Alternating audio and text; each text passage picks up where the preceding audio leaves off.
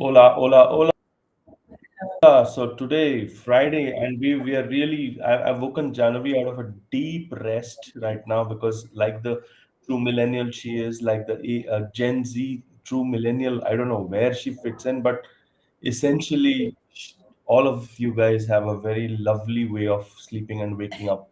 But the thing is that I've always found you extremely sharp, no matter what time I've spoken with you.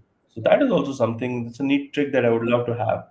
But given it's Friday, I thought maybe our 1 o'clock ke baad, and especially if we are doing this one at 3:30, it's not going to fly because people will be on their way home. Yeah. Older people certainly who are decision makers, Janavi decision makers, will go home. So to today's topic, what I thought we'll do is we'll look at what's really bugging Apple. So Apple has kind of accepted that it's not really up to speed as far as AI is concerned. Okay, so I'm just going to read out this article that's been trending on LinkedIn, which is Apple confronts its AI shortcomings. So it's grappling with multiple roadblocks and in its AI features rollout. They were going to roll out an advanced conversational sort of update for Siri, but the software is running behind, not likely to be released in 2027.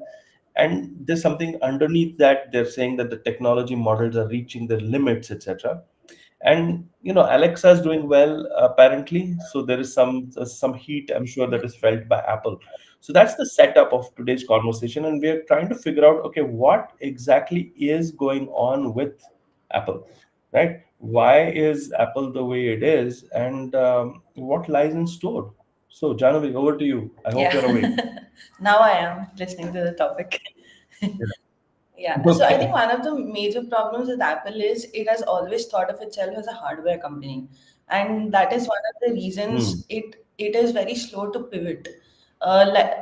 Right from the time of when Steve Jobs came back, when Steve Jobs was ousted from the Yeah. company, there was the only say this constant denomination for all of the times that Apple has been through the different revolutionary eras has been that Apple has never manifested itself as somebody who can move fast. It has never seen itself as a Yeah. company who keeps up with the time. It has always been a laggard, and somewhere this kind of worked for Apple because it never had to worry about the first mover's disadvantage. But in this era, when everything is working at 10x the times, 50x the times, when you don't know what today's shift is going to cause tomorrow, right? Or where the world is going to be tomorrow, which technology we are going to be in tomorrow, then you can't really play that race where you just jump in at the last minute as the 11th hour Samaritan with one of the costliest products that you can find. It's not going to work today. So you have to keep in pace with your innovations. And if you don't have a good innovations team, please get one and get out of the mindset that that you are not a hardware company, you are a design company, right? You have always been the kind of company that comes out with the products that are easy to use by the customers, and that is your USP. That is something that Steve Jobs tried to inculcate in Apple since day one, that make products that people can use, people want to use. So come out with the same thing for your AI, the conversationalist AI. Number one. Number two, what is the requirement of a conversational AI right now? Why are you trying to improve Siri? Why are you trying to open stores in developing countries? There's absolutely no requirement of it. Tomorrow you might get sales today, but tomorrow you will be in a place where the offline sales doesn't even matter. So why are you trying to open mega stores anywhere in the world? Rather than that, loop in all of your resources and try to come up with a technology that beats Microsoft, beats Samsung, beats other of these companies that are your constant competitors. I think, Janavi, first, before I give you my response, I wanted to know exactly, are you an Apple consumer or an I'm an Android Android user? user.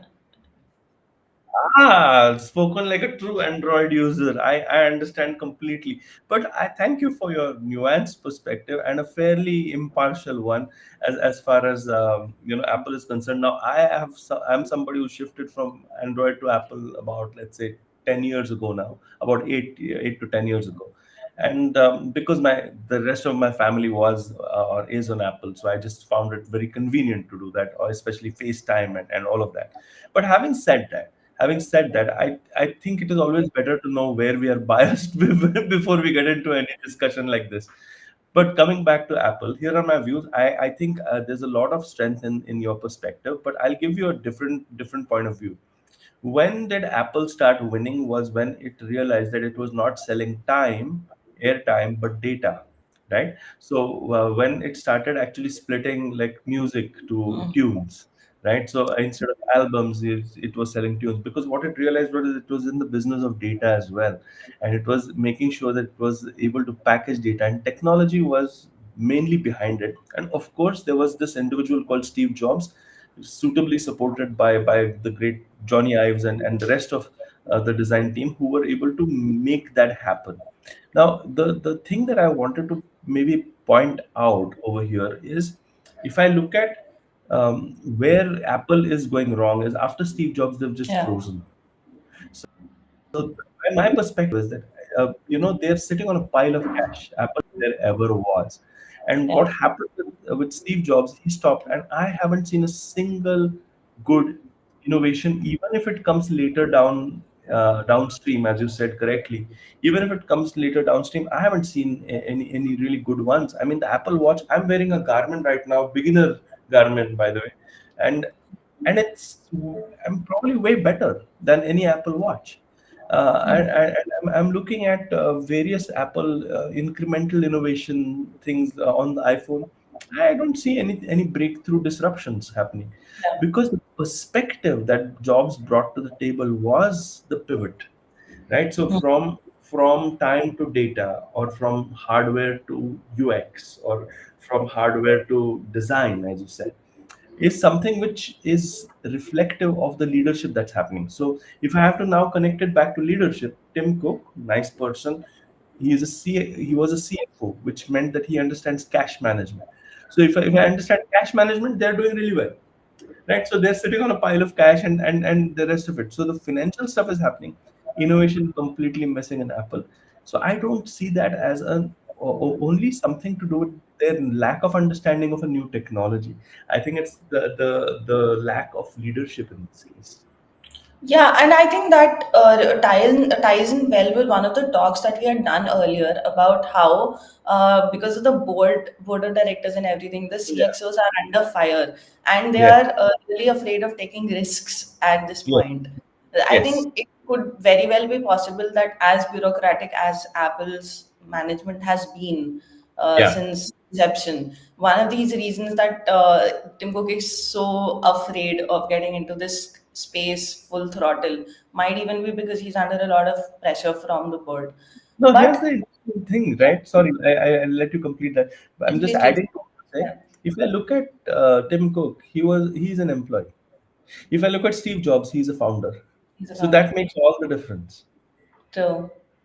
True. Sorry, It I is interrupted. scary, and Yeah, that might be what gave him the passion to keep coming back even after he had been yeah, ousted.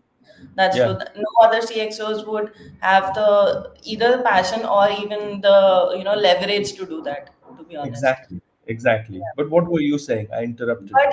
what I was saying was that even if you are really scared of any kind of change that is Yeah, going to happen, right? Understand that if you don't do it today, 5 years from now, you might not exist. This yes. happened with all of the big companies. You can't just say that happened with the BlackBerry. You made it happen to BlackBerry. Exactly. And why aren't you learning, right? Why are you not learning from what you have done? What is your playbook? Please, somebody else is going to do the same play with you. Yeah, exactly. That's already a 70% dominant Android market. Why do you want to, Ah, so and they have. the Android fangirl gets in the last word here, like some odd 70% thing that she's saying.